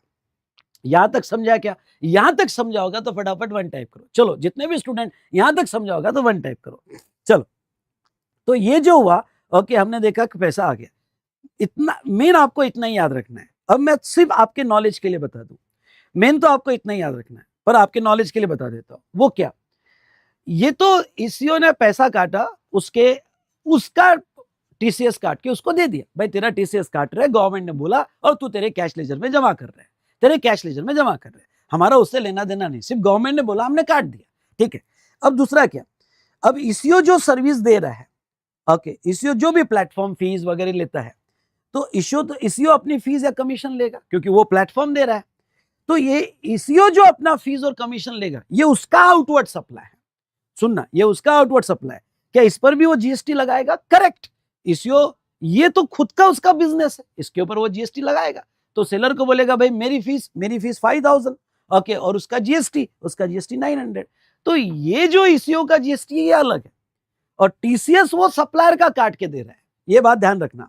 तो अब वो अगर अकाउंटिंग एंट्री करो तो उसके पास 1,12,000 रुपए, 1,12,000 रुपीज ये सेलर के जमा हुए थे। इसमें से ओके 1,12,000 में से उसने टीसीएस काट लिया, तो नेट पेमेंट कितना करेगा? उसने टीसीएस काट लिया और अपने सर्विस का काट लिया। अपने सर्विस का उसका कितना था? 5,900। तो 5,900 अपने सर्विस का काट लिया उसने। ओके, बाकी नेट रेमिटेंस वो सप्लायर को कर देगा। ये नेट रेमिटेंस समझा होगा। ओके, तो ये नेट रेमिटेंस समझा होगा। तो यहां पे एन टाइप करो, ये सिर्फ आपके नॉलेज के लिए, क्योंकि 1,12,000 उसको रेमिट करना था, उसमें से 500 टीसीएस काट लिया और अपने सर्विस का भी जीएसटी कट करके बाकी का पैसा दे दिया। ओके, वो पैसा मिल गया। तो ये पैसा कैलकुलेशन आपको एग्जाम में नहीं पूछेंगे, सिर्फ आपके नॉलेज के लिए। अब इधर क्या करेगा? सप्लायर अपना असेसमेंट करेगा। ओके, 12,000 का उसका टैक्स है, उसका टीसीएस काटा हो 500 और 900 जीएसटी लगा के आया, उसका आईटीसी मिल जाएगा क्योंकि ईसीओ ने 900 जीएसटी लगा के दिया है उसको, उसके सर्विस का, तो उसका इसको इनपुट टैक्स मिल जाएगा। तो इस तरह से ये कंप्लीट ईसीओ की प्रोसीडिंग मैंने आपको बताई। चलिए, तो अब अगर हम देखें सेक्शन 52, तो सेक्शन 52 का ये पहला चार्ट बड़ा अच्छा चार्ट है। ए भाई सुनना, ओके, रियली सुपर्ब चार्ट है। पहला क्या है कि अगर ईसीओ, जो ईसीओ के थ्रू आप सप्लाई कर रहे हो, वो ईसीओ 95 का होगा, तो फिर टीसीएस अप्लीकेबल नहीं होता है वहां पे। ओके, 95 में 100% लाइबिलिटी ईसीओ पे है, लेकिन all other issue of goods और सर्विस हो गए, अदर इश्यू ऑफ गुड्स और सर्विस हो गए। अगर, हाँ, अब समझ लो, इश्यू मतलब इलेक्ट्रॉनिक कॉमर्स ऑपरेटर जिसकी वेबसाइट है या पोर्टल है या जो भी है, अगर वो अपने गुड्स बेचते होगे, किसी और के नहीं, वो अगर अपने गुड्स बेचते होगे तो वहां टीसीएस नहीं कटेगा। अरे अपने गुड्स का तो उनको आउटपुट टैक्स देना पड़ेगा। ओके, ओन गुड्स हो गए तो टीसीएस नहीं। टीसीएस कब कटता है? कोई दूसरा पर्सन, सुनो, टीसीएस कब कटता है? जब कोई दूसरा पर्सन उनके प्लेटफॉर्म के थ्रू बेच रहा है, वो खुद के गुड्स बेच रहे हैं तो टीसीएस नहीं कटेगा। इश्यू अगर एजेंट होगा तो टीसीएस नहीं कटेगा। टीसीएस कब कटेगा? वेरी इंपॉर्टेंट, सुनो, टीसीएस कब कटेगा? इफ गुड्स और services supplied through ECO where the consideration goods और सर्विसेज किसी तीसरे ने ईसीओ के थ्रू सप्लाई किया, जहां consideration in respect of such supplies to be collected by operator, जहां ऑपरेटर उसका पैसा कलेक्ट कर रहा है वहां टीसीएस कट किया जाएगा। तो who is liable to deduct TCS? Every ECO not being a agent is required to collect TCS on net value of taxable supplies। सुनना, on net value of, अब TCS किस पे कटेगा? तो जो आपकी net value I. What is the difference between TDS और TCS? अगर आप डिफरेंस देखो तो TDS आपका टैक्सेबल वैल्यू, ये जो टैक्सेबल वैल्यू है उस पे कटता है, और उसमें भी TDS कब कटता है? जब कॉन्ट्रैक्ट वैल्यू एक्सीड्स 2,50,000। सुनो, कॉन्ट्रैक्ट वैल्यू एक्सीड्स 2,50,000 तो वो केस में TDS कटता है। उसके बाद में TCS जो है, TCS के लिए ऐसी कोई लिमिट नहीं है, 2,50,000 की कोई लिमिट नहीं है TCS के लिए। मेरी बात सुनना, TCS जहां तक है 10 रुपए का भी ट्रांजेक्शन होगा थ्रू ईसीओ तो TCS कटेगा। दूसरा, TCS का रेट क्या होगा? 0.25%, 0.25% और 0.5%। अब स्टूडेंट कहां मिस्टेक करते हैं मैं आपको बता दूं। सबसे पहले दो मेजर मिस्टेक उनकी होती है। TDS में लिमिट है, थ्रेशोल्ड लिमिट है 2,50,000, यहां कोई लिमिट नहीं है। दूसरा, यहां रेट 2% है, यहां रेट 0.5, 0.5, 0.50 रेट है। उसके बाद में नेक्स्ट, नेट वैल्यू, TDS किसके ऊपर कटता है? Net value of taxable supply. ये वर्ड लर्न करके जाना। अब net value of taxable supply कैसे निकालेंगे भाई? Aggregate value of taxable supply other than 9,500। मतलब क्या? किसी सप्लायर ने अमेजॉन के थ्रू पूरे मंथ में कितना टोटल धंधा किया, समझ लो कोई सप्लायर है तो ठीक है ना, उसने टोटल धंधा कितना किया अमेजॉन के थ्रू, अदर देन 9,500 वो ले लो। Less aggregate value of taxable supply is return. अगर कोई उस बंदे का रिटर्न आया होगा, पुराना कोई माल होगा और ये मंथ में रिटर्न आया होगा, तो ये बहुत इंपॉर्टेंट है। रिटर्न होगा तो रिटर्न डिडक्ट कर दो, रिटर्न होगा तो रिटर्न डिडक्ट कर दो, तो जो बचेगी ये नेट वैल्यू बचेगी, और ये नेट वैल्यू पे आपको जीएसटी देना पड़ेगा। अब नीचे एक जो नोट दिए बड़ी इंपॉर्टेंट है, above value is calculated for each supplier on monthly basis if no TCS if net value is nil or negative। अब देखो कभी कभी क्या है कि भाई मैं अमेजोन के थ्रू धंधा कर रहा हूं, मैंने इस मंथ का धंधा अमेजोन के थ्रू 2 लाख का किया, 2 लाख का धंधा किया, लेकिन मेरा रिटर्न इस बार ज्यादा आ गया, अमेजोन के थ्रू मेरा रिटर्न 2,50,000 का इस मंथ पे आ गया, तो वैल्यू निगेटिव हो गई क्योंकि रिटर्न ज्यादा आ गया और धंधा कम हुआ। तो ऐसे केस में अगर वैल्यू निगेटिव हो जाती है तो वो केस में उस मंथ में TCS नहीं कटेगा। वेरी इंपॉर्टेंट, MCQ में आएगा कि अगर आपने जो ईसीओ के थ्रू बेचा और आपका रिटर्न ये निगेटिव में चले जाता है तो TCS नहीं कटेगा। ये पॉइंट समझा गया आपको? चलो, उसके बाद में आपको मंथली स्टेट, यहाँ पे रिटर्न वर्ड मत यूज करना, यहाँ पे देखो TDS में वर्ड है रिटर्न, तो यहाँ पे स्टेटमेंट या मंथली स्टेटमेंट देना पड़ता है। जैसे अमेजोन को जितने भी इंडिया के सप्लायर है उनके थ्रू बेच रहे हैं, जिसका TCS काटा है, वो मंथ में सबके स्टेटमेंट जाते हैं कि कितना किसने धंधा किया। भाई गवर्नमेंट को यही चाहिए, स्टेटमेंट दे यार, डेटा कैप्चर करना है, बता किसने किसने बेचा तेरे थ्रू, फिर हम पकड़ते हैं उनको। तो किसने किसने बेचा, तो ये स्टेटमेंट देना पड़ेगा। वो मंथली स्टेटमेंट GSTR 8 में जाएगा 10th of the next month. But maximum अगर नेक्स्ट मंथ के 10 को नहीं दिया तो मैक्सिमम 3 इयर्स में देना ही पड़ेगा। हाँ, आपने GSTR 8 फाइल करने के बाद TCS आपके कैश लेजर में जमा हो जाएगा। अच्छा, इनको एनुअल स्टेटमेंट भी देना पड़ता है। अब TDS में एनुअल स्टेटमेंट नहीं है, पर TCS में एनुअल स्टेटमेंट भी है, यानी मंथली स्टेटमेंट भी है और एनुअल स्टेटमेंट भी है GSTR 9B में, और वो 31 दिसंबर को देना पड़ेगा, यानी पूरे साल का भी कंसोलिडेट करके देना पड़ता है। रेक्टिफिकेशन ऑफ एरर वगैरह ठीक है, ये नहीं पड़ा तो भी चलेगा। लेट फी अगर नहीं दिया तो आपको लेट फी 200 यानी 100 ईच आपको लगेगा, मैक्सिमम 10,000। पेनल्टी भी लगती है अगर आपने नहीं पे किया तो।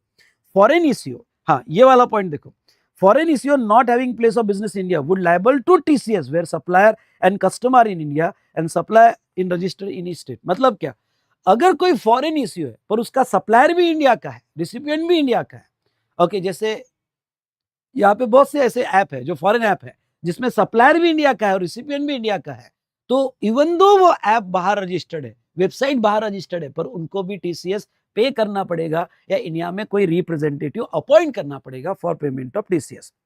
Non applicability, very very very very important, non applicability of TDS और TCS। If supplier is not liable for registration, ECO is not required to collect TCS।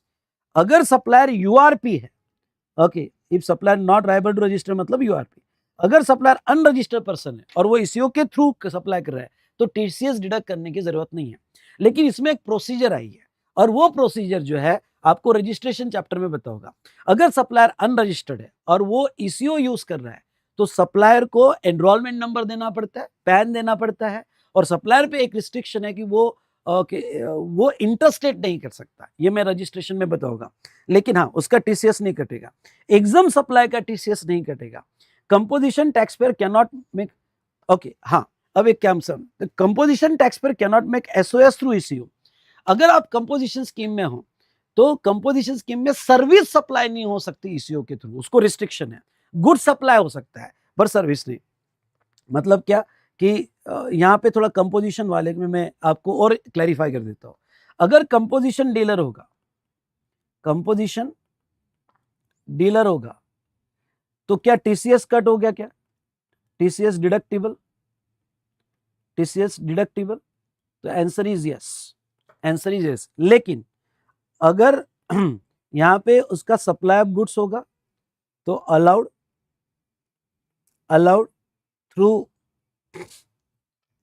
Through eco, eco के थ्रू सप्लाई हो सकता है। लेकिन अगर उसका supply of service होगा तो not, composition scheme not allowed. फिर कंपोजिशन स्कीम नहीं मिलती है, नॉट अलाउड, उसको नहीं मिलती है सर्विस के लिए, फिर उसकी कंपोजिशन स्कीम चले जाएगी। अगर उसको कंपोजिशन स्कीम भी रखना है और ईसीओ के थ्रू सप्लाई करना है तो गुड्स के लिए अलाउड है और उसका टीसीएस कटेगा, गुड्स के लिए अलाउड है पर सर्विस के लिए अलाउड नहीं है। उसके बाद में okay next, import of goods और service it covered under RCM, RCM वाला टीसीएस नहीं कटेगा। Supplies own product through own website नहीं कटेगा। Goods purchase from different vendor and sold. अब देखो बहुत सी बार वेबसाइट वाले क्या करते हैं, खरीद के बेचते हैं। अगर उन्होंने खरीद के बेचा तो टीसीएस नहीं, खुद के गुड्स बेचा तो टीसीएस नहीं। टीसीएस कब कटेगा? जब किसी थर्ड पर्सन के गुड्स उन्होंने बेचे तो टीसीएस कटेगा। तो ये प्रोविजन थी टीसीएस की। डन डन डन डन समझा होगा तो बोलो यस सर। ओके, बहुत अच्छे से समझ में आया, ये हुई ना बात। तो दोस्तों इस तरह से हमने खत्म किया, क्या खत्म किया? चलो बोलो टीडीएस एंड टीसीएस, ये हुई ना बात। चलो अब इसके अगर यहां हम टीसीएस के क्वेश्चंस पे आ जाते हैं। ओके, तो ये तो चलो ठीक है, कौन टीसीएस कटेगा, क्या कट करेगा।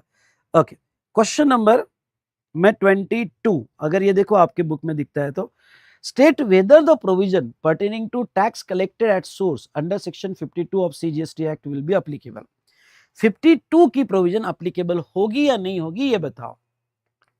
If Titan limited sell watch on its own through own website, अगर फिटान लिमिटेड अपने गुड्स अपने वेबसाइट से सेल कर रहा है, ओन गुड्स बेच रहा है, अगर ओन गुड्स बेच रहा है तो क्या टीसीएस कट होगा? क्या नहीं, ओन गुड्स होगा तो टीसीएस इसमें कट नहीं होगा।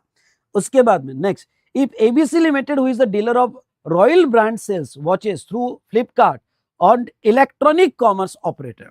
अब देखो ABC limited who is the dealer of royal brand sale watch through uh Flipkart and electronic.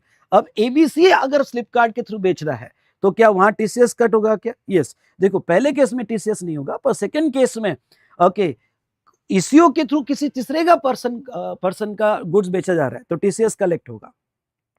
चलिए अब ये एक क्वेश्चन जो मई 24 एग्जाम में पूछा गया था, 23 देखो, who is liable to collect TCS under section 52 of the CGST act. Briefly पहले तो बताओ, who is liable to collect TCS under section 52।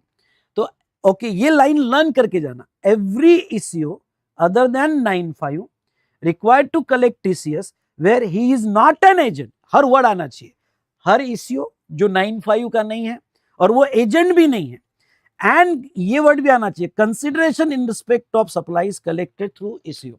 ये सारे आने चाहिए। अगर आप कहोगे who is required to deduct ECO लिखा तो मार्क्स नहीं आएंगे, पूरा लाइन आना चाहिए। एवरी ईसीओ जो 95 के नहीं है, जो एजेंट नहीं है और कंसिडरेशन उनके थ्रू जा रहा है तो वो टीसीएस काटेगा।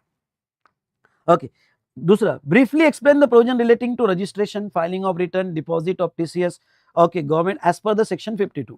क्या टीसीएस को सेपरेट रजिस्ट्रेशन लेने पड़ते हैं? अगर आप सेक्शन 24 रजिस्ट्रेशन चैप्टर का पढ़ते हो तो यस इनको कंपलसरी रजिस्ट्रेशन है और इनको रजिस्ट्रेशन लेना पड़ेगा।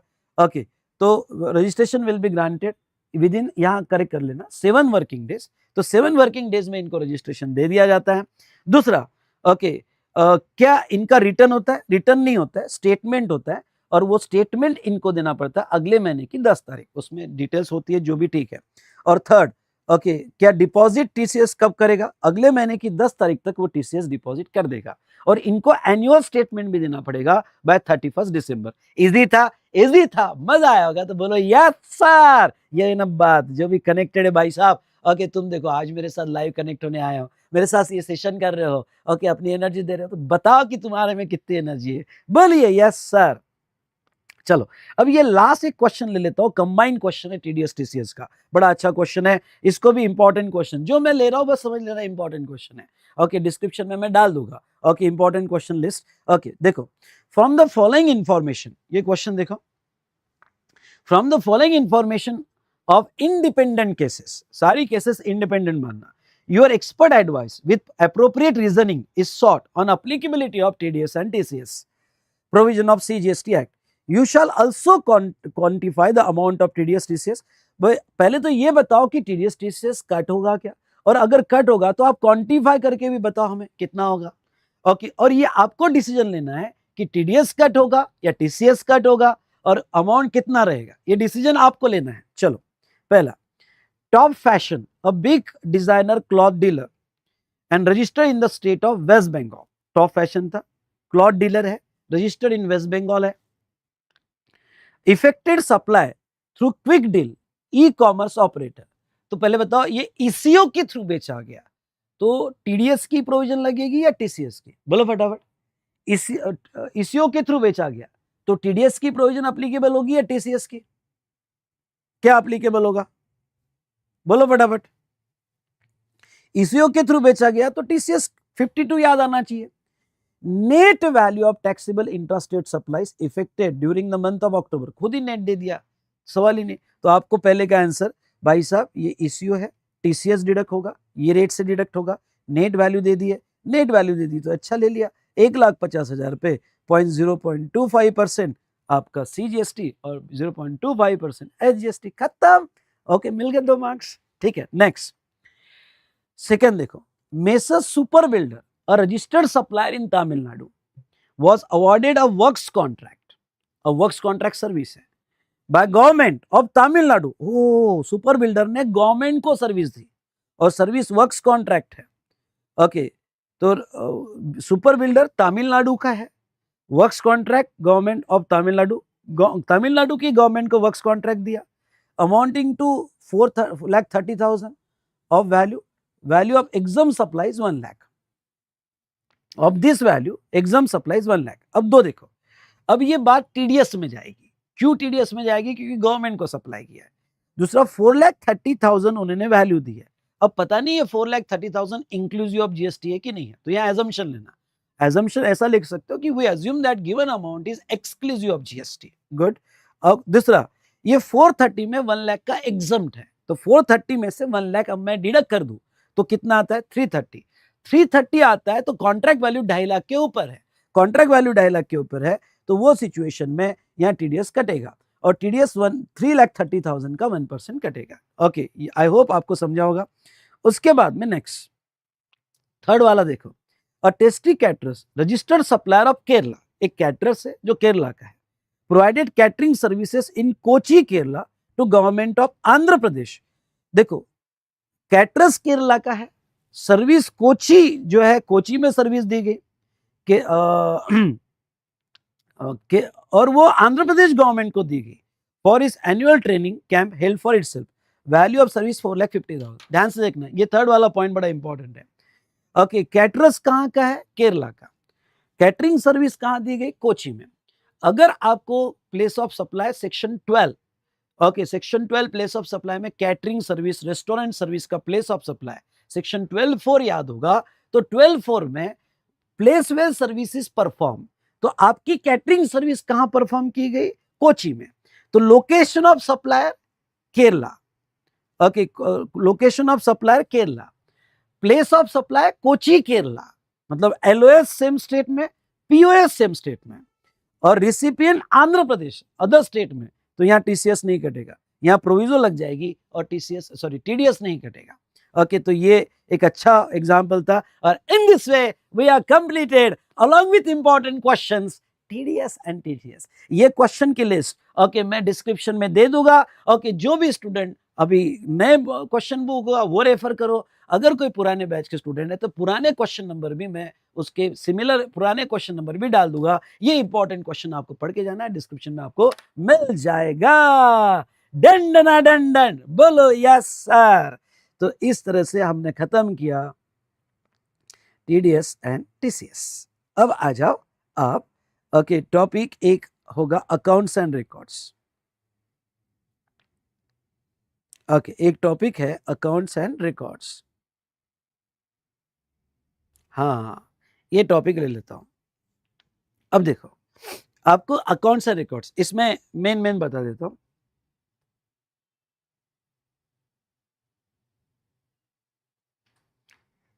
Just a minute. हाँ, अब इसमें आपको मेन बता देता हूं। देखो क्या अकाउंट्स एंड रिकॉर्ड्स में आपको क्या आपके इंटर लेवल पे क्या पढ़ के जाना है। इंटर लेवल पे सबसे पहले तो कुछ मत करना, क्वेश्चनर ले लेना और क्वेश्चनर के क्वेश्चंस पढ़ के चले जाना।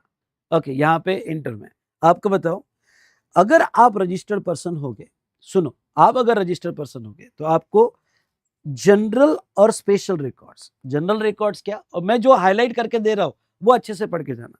जनरली आपको कौन से रिकॉर्ड्स कहां मेंटेन करने पड़ते हैं, आपके books of account to be kept and maintain at your principal place of business, additional place of business. मतलब आपकी जो प्रिंसिपल प्लेस ऑफ बिजनेस है वहां पे आपको रिकॉर्ड मेंटेन करने पड़ेंगे, और आपकी जो भी ब्रांचेस है ब्रांचेस पर भी आपको रिकॉर्ड मेंटेन करने पड़ेंगे। Books found at unregistered premises, अगर कोई भी आपके बुक्स ऐसे प्लेस पे मिल गए, फार्म हाउस वगैरह जो अनरजिस्टर्ड है, तो वो आपके ही माने जाएंगे। नाउ बेसिक रिकॉर्ड्स क्या, basic record production of goods, मतलब अगर आप मैन्युफैक्चरर हो तो आपको प्रॉपर गुड्स का प्रोडक्शन, ये जीएसटी के रिकॉर्ड्स मेंटेन करने पड़ेंगे। Inward outward supply of goods और सर्विस, कितना इनवर्ड हुआ कितना आउटवर्ड हुआ गुड्स और सर्विस का, इसके डिटेल रिकॉर्ड्स मेंटेन करने पड़ेंगे। Stock of the goods, output tax payable और paid, ITC availed and other particulars. ये बिल्कुल पॉइंट लर्न करके जाना। What are the basic records to be maintain under GST, तो ये production, inward outward, stock of the goods, output tax, ITC availed and other particulars. लेकिन exam में अगर question आया 2 मार्क के लिए तो कौन सा क्वेश्चन आएगा मैं बता देता हूं आपको। एग्जाम में अगर क्वेश्चन आया आपको तो क्वेश्चन ये आएगा, कौन से ऐसे 2 रिकॉर्ड है, ये बहुत इंपॉर्टेंट है, कौन से ऐसे 2 रिकॉर्ड है जो कंपोजिशन डीलर को मेंटेन नहीं करने पड़ते हैं। मेरे साथ बोलो, कौन से ऐसे 2 रिकॉर्ड्स है जो कंपोजिशन डीलर को मेंटेन नहीं करने पड़ते।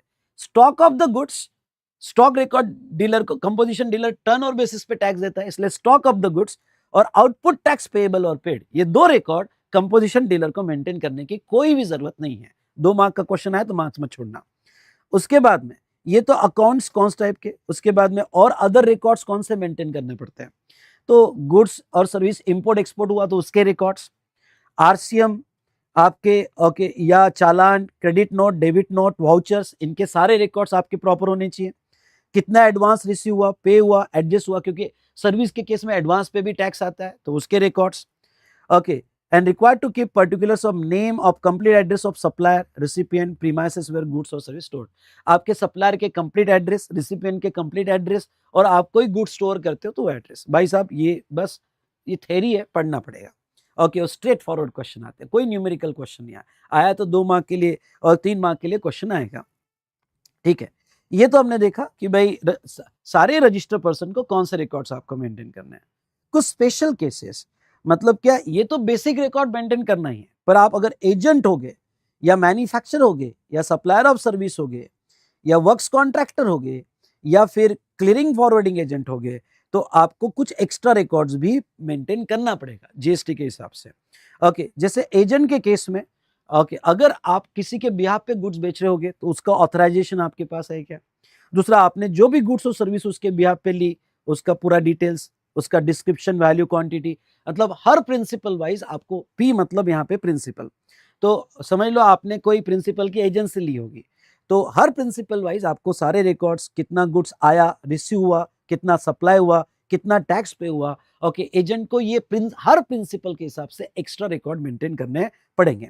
अगर आप मैन्युफैक्चरर हो तो मैन्युफैक्चरर में आपको प्रोडक्शन वाइज सारा कितना रॉ मटेरियल यूज किया, कितनी सर्विस यूज की, ओके, ये पूरा डिटेलिंग प्रोडक्शन वाइज रिकॉर्ड आपको मेंटेन करना पड़ेगा। और quantity of details of goods manufactured, waste और बाय प्रोडक्ट के भी रिकॉर्ड्स आपको एडिशनल मेंटेन करने पड़ेंगे। आप सर्विस प्रोवाइडर हो, ओके, सप्लायर ऑफ सर्विस हो, तो ये तो बेसिक रिकॉर्ड्स है ही, पर इस बेसिक रिकॉर्ड के साथ साथ आपको quantity details of the goods use in the provision of service, कितने गुड्स आपने सर्विस में यूज किए उसकी पूरी क्लियर जानकारी, जैसे जैसे मैं यहाँ क्लास सर्विस दे रहा हूँ आपको, कैमरा है, टीवी है, लाइट्स है, ओके, टेबल है, इसकी सारी क्वांटिटी डिटेल्स मुझे प्रॉपर रखनी पड़ेगी। इनपुट सर्विस की डिटेल्स और आउटपुट सर्विस की डिटेल प्रॉपर रखनी पड़ेगी। आप अगर वर्क्स कॉन्ट्रैक्टर हो तो ईच वर्क्स कॉन्ट्रैक्ट, समझ लो L&T है और वर्क्स कॉन्ट्रैक्ट लेता है, तो जितने वो पूरे इंडिया में L&T वर्क्स कॉन्ट्रैक्ट कैरी कर रहा है, तो आपको वर्क्स कॉन्ट्रैक्ट वाइज पूरा डिटेल्ड एक एक वर्क्स कॉन्ट्रैक्ट के सेपरेट रिकॉर्ड रखने पड़ेंगे। उसकी डिस्क्रिप्शन, वैल्यू, क्वांटिटी, कितने वो वर्क्स कॉन्ट्रैक्ट के लिए, ईच वर्क्स कॉन्ट्रैक्ट के लिए लिया, ईच वर्क्स कॉन्ट्रैक्ट के लिए कितना सप्लाई किया, कितने पेमेंट मिले, और नेम और एड्रेस आपको करना पड़ेगा। और उसके बाद में CNF एजेंट को यहाँ पे डिटेल्स रिकॉर्ड देना पड़ेगा। अब मैं आपको बताऊंगा, अगर क्वेश्चन आया तो ये बहुत अच्छे से पढ़ के जाना, रिटेंशन ऑफ अकाउंट, इस पे क्वेश्चन आ सकता है कि आपको जीएसटी में कितने दिन तक आपको रिकॉर्ड संभाल के रखने पड़ेंगे, जीएसटी में कितने दिन तक आपको रिकॉर्ड संभाल के रखने पड़ेंगे। तो till expiry of 72 months from the due date of furnishing annual return, मतलब एनुअल रिटर्न से 72 मंथ्स तक आपको रिकॉर्ड संभाल के रखने पड़ेंगे। एमसीक्यू क्वेश्चन आ सकता है इसके ऊपर। ओके, तो इसमें से नहीं आता है, मतलब अभी तक तो नहीं, पर पूछ लिया एमसीक्यू क्वेश्चन, एमसीक्यू क्वेश्चन पूछ लिया तो मैं आपको रेडी रख रहा हूं, कुछ छूटना नहीं चाहिए हमारे साथ में। तो देखो 72 मंथ्स तक आपको रिकॉर्ड मेंटेन करने पड़ते फ्रॉम द, कहां से, डेट ऑफ एनुअल रिटर्न। मतलब क्या, मतलब समझ लो ईयर है 25-26, सुनो, ईयर है 25-26, तो 26 का एनुअल रिटर्न कब जाएगा, 31 दिसंबर 26 तक। तो ये 25-26 के रिकॉर्ड्स कब तक मेंटेन करने पड़ेंगे, तो इस फाइनेंशियल ईयर का जो एनुअल रिटर्न होगा 31 दिसंबर 26, वहां से 72 मंथ्स तक आपको रिकॉर्ड मेंटेन करने पड़ेंगे। And if subject matter is appeal और रिवीजन, समझ लो आपका अपील में चले गया, रिवीजन में चले गया, if subject matter is appeal और revision, retention shall be later of 1 year after is final disposal of appeal या 72 मंथ्स। ओके, तो इसमें से जो लेटर होगा, अगर आपने कोई अपील वगैरह फाइल किया होगा तो 72 मंथ्स ठीक है फ्रॉम द एनुअल रिटर्न, लेकिन अगर अपील लेट हो गई तो आपको मेंटेन करने पड़ेंगे।